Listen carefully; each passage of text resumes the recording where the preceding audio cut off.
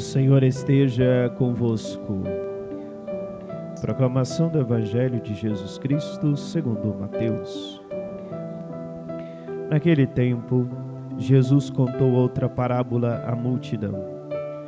O reino dos céus é como um homem que semeou boa semente no seu campo. Enquanto todos dormiam, veio o seu inimigo, semeou o joio no meio do trigo e foi embora. Quando o trigo cresceu e as espigas começaram a se formar, apareceu também o joio. Os empregados foram procurar o dono e lhe disseram: Senhor, não semeastes boa semente no teu campo? De onde veio então o joio? O dono respondeu: Foi algum inimigo que fez isso.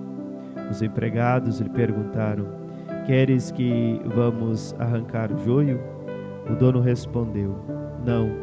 Pode acontecer que arrancando o joio arranqueis também o trigo. Deixai crescer um e o outro até a colheita. E no tempo da colheita direi aos que cortam o trigo: arrancai primeiro o joio e amarrai-o em feixes para ser queimado. Recolhei, porém, o trigo no meu celeiro. Jesus contou-lhes outra parábola. O reino dos céus é como uma semente de mostarda que um homem pega e semeia no seu campo. Embora ela seja a menor de todas as sementes, quando cresce fica maior do que as outras plantas e torna-se uma árvore, de modo que os pássaros vêm e fazem ninhos em seus ramos. Jesus contou-lhes ainda uma outra parábola. O reino dos céus é como um fermento que uma mulher pega e mistura com 3 porções de farinha, até que tudo fique fermentado. Tudo isso Jesus falava em parábolas às multidões. Nada lhes falava sem usar parábolas, para se cumprir o que foi dito pelo profeta: abrirei a boca para falar em parábolas, vou proclamar coisas escondidas desde a criação do mundo. Então Jesus deixou as multidões e foi para casa. Seus discípulos aproximaram-se dele e disseram: Explica-nos a parábola do joio. E Jesus respondeu: Aquele que semeia a boa semente é o Filho do Homem, o campo é o mundo.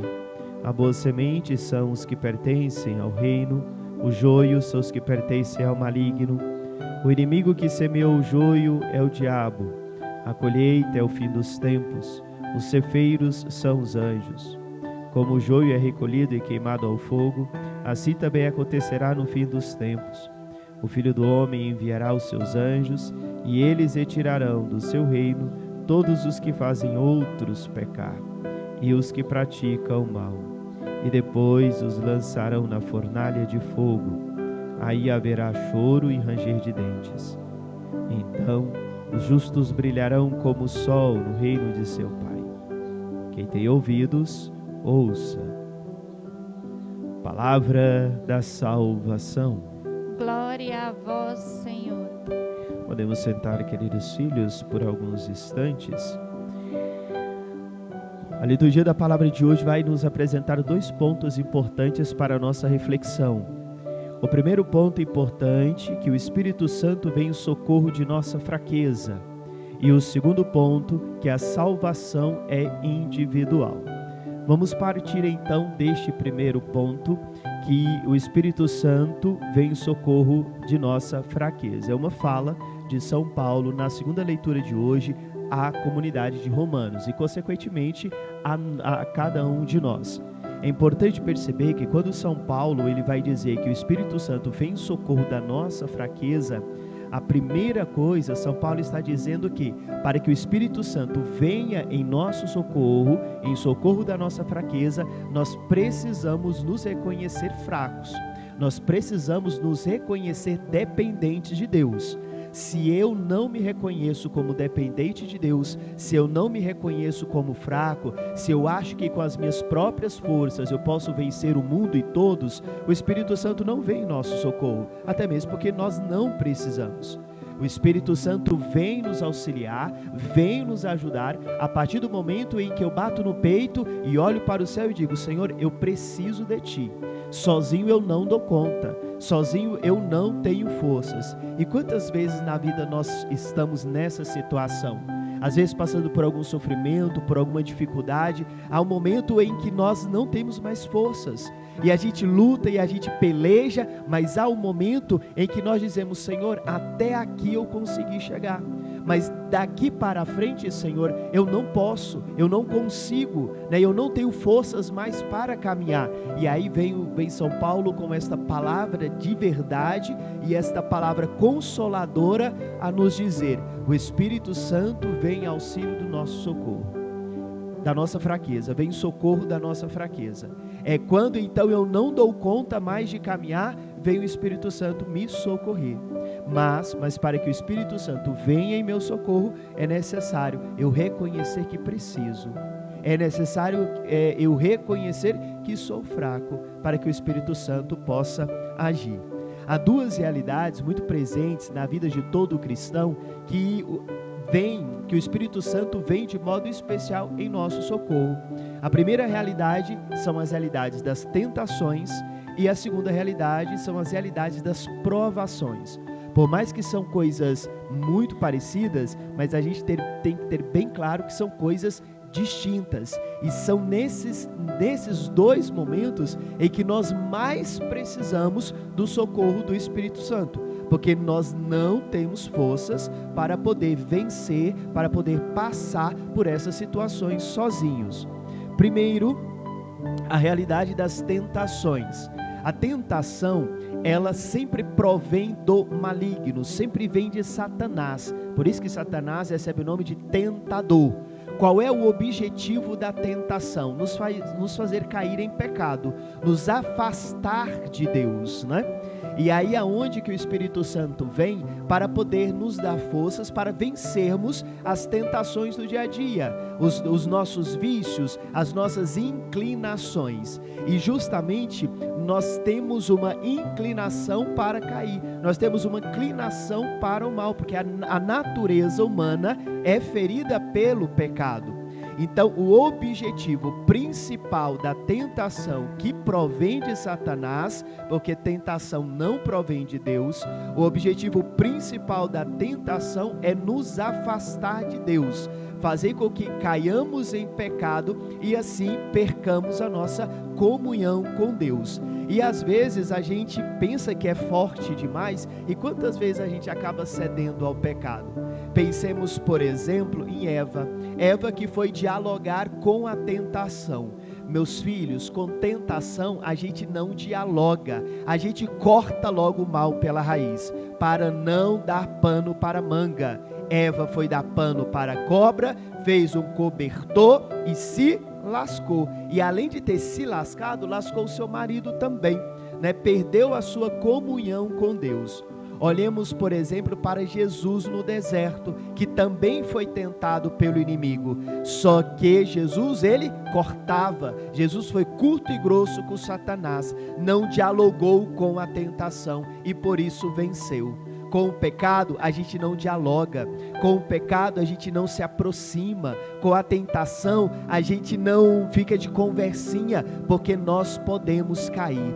Não existe aquele negócio: não, mas eu sou forte, eu já estou curado, eu não vou cair. Meus filhos, nós somos fracos.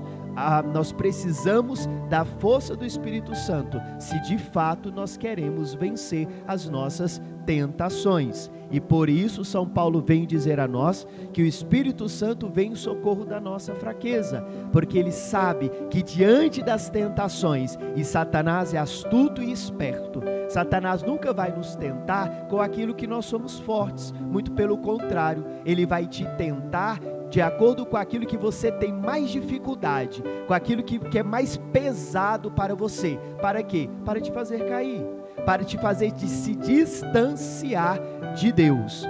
Mas diante da tentação, lembramos que a tentação ela provém do diabo e ela tem como objetivo principal nos afastar de Deus, mas não necessariamente a tentação ela vai nos afastar de Deus, ela pode nos aproximar de Deus. Diante de uma tentação que está à nossa frente, então eu posso dialogar com essa tentação e acabar cedendo e caindo em pecado. Mas quando eu digo, vem Espírito Santo, me dê forças para poder vencer essa tentação, eu não quero cair nesse vício, eu não quero cair nesse pecado, aí eu venço a tentação, aí onde que eu me aproximo de Deus. Consegue perceber que o objetivo da tentação é nos fazer cair em pecado, mas se eu tenho a força do Espírito Santo, essa tentação, ela pode me aproximar de Deus. O Espírito Santo vem em socorro da nossa fraqueza. Nós não somos fortes o suficientes para poder vencer as nossas tentações. Eu gosto de uma frase que diz assim: nós devemos desconfiar de nós mesmos. Desconfie de você mesmo. Não pense que você é forte o suficiente para vencer os seus vícios. Não pense que você é forte para poder vencer as suas tentações. Por exemplo, se você sabe que lá naquele grupinho de pessoas, se você se aproximar daquelas pessoas, elas vão começar a falar mal de outras pessoas, e você vai começar a escutar, e quando você perceber, já vai estar falando mal das pessoas. Ah não, padre, mas eu não vou falar, eu só vou escutar. Não se aproxima. Desconfie de si mesmo. Se você sabe que vai passar em frente a um boteco, você que talvez tem problemas com bebidas, você vai passar em frente a um boteco e não, padre, mas eu só vou passar na frente, eu não vou entrar. Desconfie de si mesmo, não confie em si. Nós não somos fortes suficientes para vencer os nossos pecados. Se você sabe que talvez ali você tenha o vício da pornografia e você vai pegar o celular, você está sozinho em casa, não pegue o celular. Desconfie de si mesmo, porque você vai cair em pecado e vai se distanciar de Deus. A segunda realidade em que nós precisamos da força do Espírito Santo é na provação. De um lado nós temos a tentação que provém do inimigo e tem como objetivo nos afastar de Deus.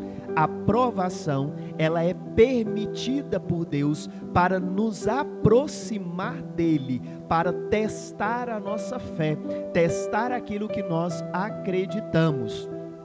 E a provação, ela é querida por Deus. E como o padre já disse, a provação ela tem como objetivo o amadurecimento da nossa fé e nos aproximar de Deus. A provação geralmente é algum tipo de sofrimento, é alguma doença, é alguma perda, é alguma dor, é alguma tempestade que nós estamos passando e que por vezes, diante do sofrimento, a gente de fato perde as forças. Às vezes a gente está rezando para que Deus possa nos livrar daquela situação, nos livrar daquela dor, e chega um momento em que a gente não tem forças mais para poder rezar, e aí é onde que nós pedimos: Espírito Santo, vem em meu auxílio, vem em meu socorro, porque eu não dou conta mais. Quantas vezes pessoas aí estão lutando pelo casamento, lutando pela conversão de alguém da família, e chega um dado momento em que você diz: olha, Espírito Santo, a partir daqui eu não dou conta mais, eu consegui caminhar até aqui, mas a partir daqui, Espírito Santo, eu não tenho forças para continuar a caminhar. E aí onde o Espírito Santo vem em auxílio da nossa fraqueza, aí onde que ele vem nos ajudar a caminhar. Olha que palavra consoladora essa de São Paulo. Ele vem em nosso auxílio também nas nossas provações. Mas da mesma forma que na tentação, o objetivo dela é nos afastar de Deus, mas isso não quer dizer que ela tem o poder de nos afastar de Deus. A provação, ela tem como objetivo nos aproximar de Deus, mas nem sempre ela nos aproxima de Deus, porque depende da minha atitude diante da provação. O que o padre quer dizer com isso? Por exemplo, diante de uma situação, de uma dor, de sofrimento, de uma doença, a pessoa está doente, sofrendo demais, ela pode ter duas atitudes. Diante daquela dor ali, do sofrimento, ela pode se agarrar em Deus e dizer: Senhor, seja feita a tua vontade, eu quero ser curado, mas que seja feita a tua vontade. Eu sei que o Senhor não perdeu o controle, eu sei que o Senhor está comigo, e eu sei que o Senhor vai me ajudar a passar por essa situação. isso me aproxima de Deus. A minha confiança em Deus aumenta. Ou eu posso ter outra atitude. Diante da doença, ali da dor, do sofrimento, eu posso dizer: Senhor, por que está acontecendo isso comigo? Senhor, por que o Senhor está permitindo que isso aconteça comigo? E aí eu começo às vezes até procurar certas curas que não provêm de Deus. E é onde que eu me afasto de Deus. O objetivo da provação é me aproximar de Deus. Mas diante da atitude que eu vou tomar em relação àquela provação, ela pode me afastar de Deus.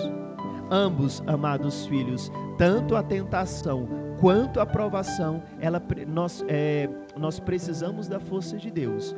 A primeira, para vencer a tentação, vencer os vícios, e a segunda, para passar com serenidade, para passar com confiança em Deus pelas nossas provações. E por isso São Paulo vem nos relembrar essa realidade tão importante e certa, que o Espírito Santo vem em socorro da nossa fraqueza. Porém, ele só vem em socorro diante daquele que bate no peito e diz: eu preciso de ti, Espírito Santo. Eu sou fraco, eu não tenho forças para poder continuar, eu dependo de ti. E aí o Espírito Santo vem. O segundo ponto importante da nossa reflexão é o Evangelho, aonde Jesus continua a contar parábolas. Domingo passado o Senhor contava a parábola do semeador que lançava sementes, no campo, e hoje Jesus vem contar mais 3 parábolas, mas a parábola central do Evangelho de hoje é a parábola do trigo e do joio.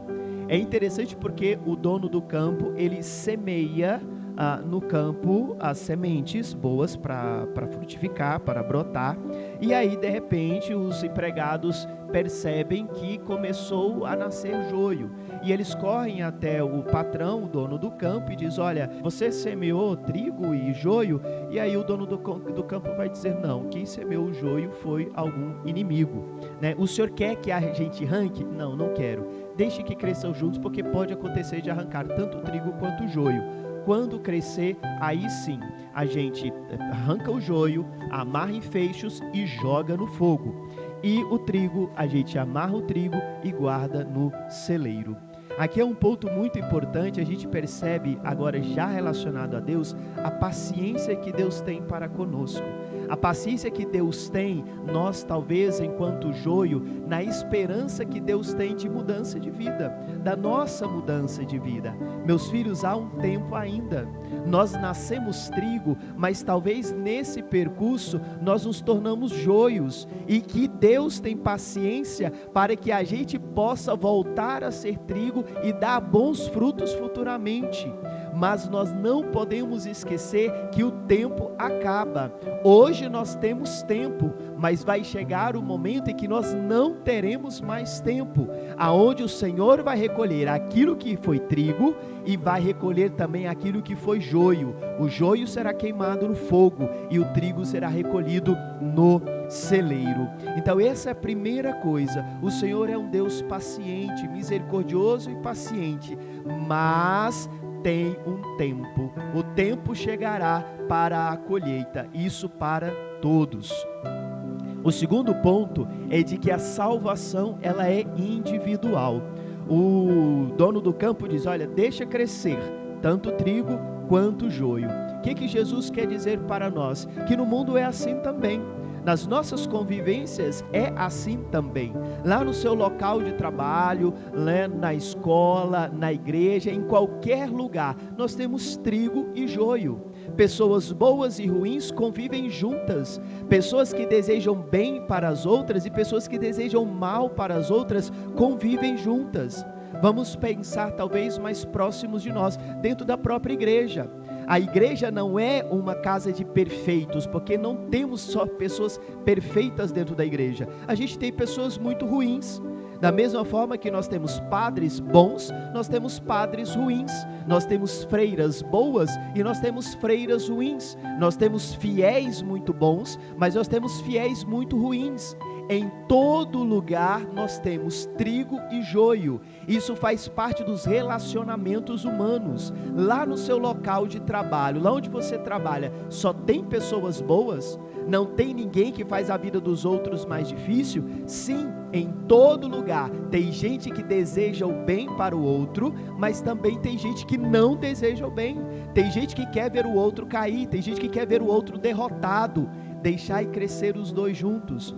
O que acontece nesta parábola que o Senhor quer nos mostrar, que eu não posso ficar olhando para o outro, para o pecado do outro, para o que o outro faz ou que o outro deixa de fazer. A salvação é individual. Eu preciso me preocupar com a minha salvação. Às vezes a gente encontra algumas pessoas que dizem assim: ah, padre, eu não vou na igreja porque lá na igreja só tem gente ruim, tem gente fofoqueira, tem gente falsa, tem gente que está lá rezando, mas olha, fica fazendo tanta coisa ruim aqui fora. E você? O que você está fazendo? Você está buscando ser melhor do que essa pessoa? Porque todo lugar tem gente assim, e não é porque tem gente assim que eu deixo de frequentar. Às vezes dentro da sua própria casa tem gente ruim. Você vai sair de casa porque tem gente ruim? Quem aqui de nós não tem uma tia fofoqueira que fala mal de todos os outros parentes? Você vai deixar, por exemplo, de ir num casamento que está a família toda por causa desse parente, que você não dá certo? Mas e por que com a igreja tem que ser assim? Logicamente que na igreja não deveria ser assim. Mas, meus filhos, nós estamos num lugar onde tem gente. Aonde tem gente, tem trigo e tem joio. Mas a questão não é saber quem é trigo ou quem é joio, é saber o que eu estou sendo. É isso que é importante.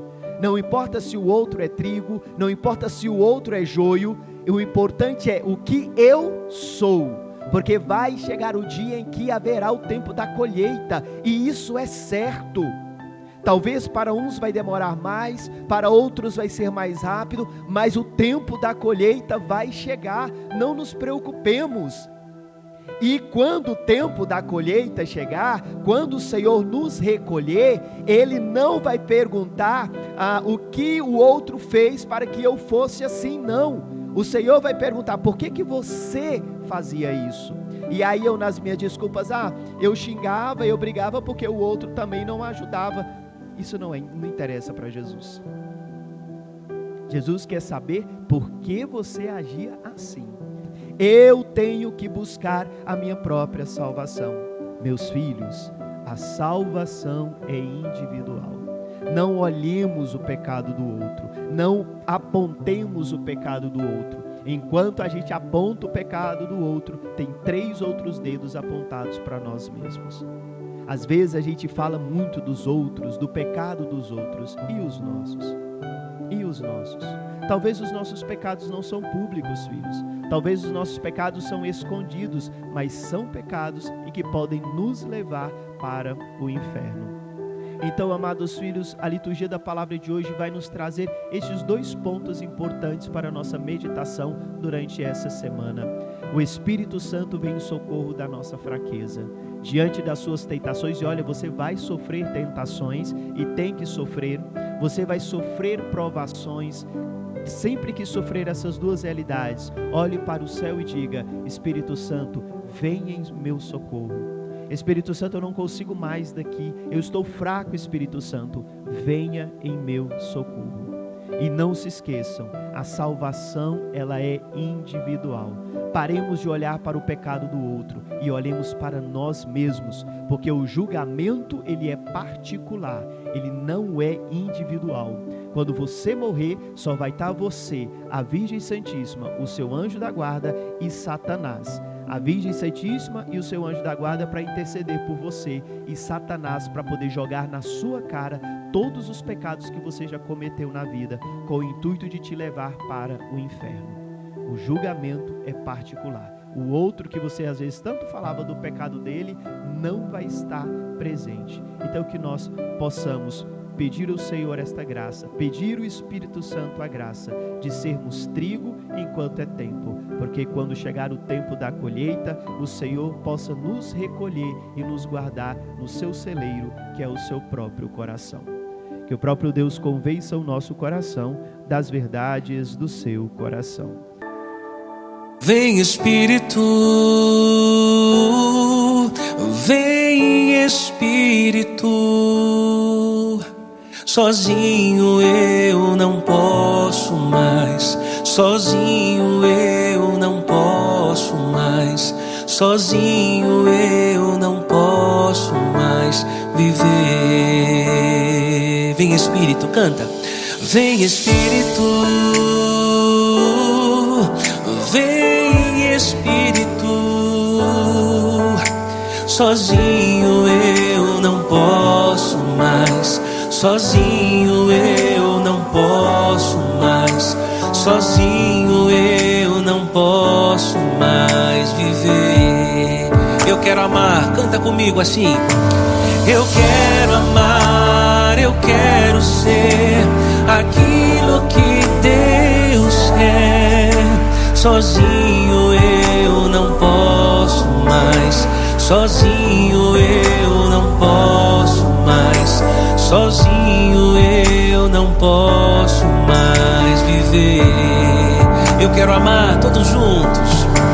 Eu quero amar, eu quero ser aquilo que Deus quer. Sozinho eu não posso mais, sozinho eu não posso mais, sozinho eu não posso mais viver. Eu quero ser aquilo que Deus quer.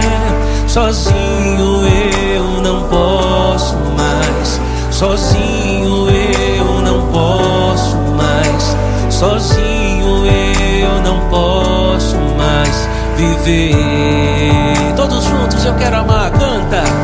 Eu quero amar, eu quero ser aquilo que Deus quer. Sozinho eu não posso mais, sozinho eu não posso mais, sozinho eu não posso mais viver. Vem Espírito, vem Espírito. Sozinho eu não posso mais, sozinho eu não posso mais, sozinho eu não posso mais viver.